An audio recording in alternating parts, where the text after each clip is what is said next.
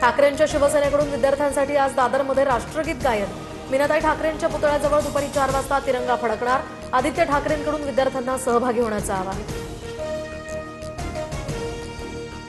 पक्ष नेतृत्वावरून एनसीपीचं विलीनीकरण रखडलं। पक्षाचं नेतृत्व कोण करणार यावर तोडगा काढण्यावर चर्चा।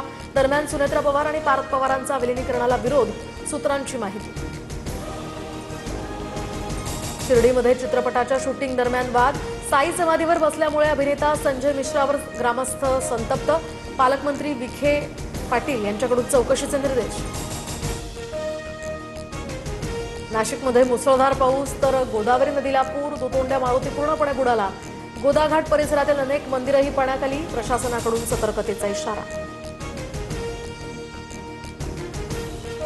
मुसळधार पावसामुळे पालघर, डहाणू या ठिकाणी जनजीवन विस्कळीत। तलासरी आणि कासा भागात अनेक ठिकाणी पुराच्या पाण्याचा वेढा। नागरिकांचं स्थलांतर। ऑरेंज अलर्टमुळे डहाणू आणि तलासरीमधील शाळांनाही सुट्टी जाहीर। वाखरीमध्ये जनसागर उसळला तर संत ज्ञानेश्वर माऊलींच्या पालखी दर्शनासाठी भाविकांची तुफान गर्दी। थोड्याच वेळात पालखीचं पंढरपूरकडे प्रस्थान।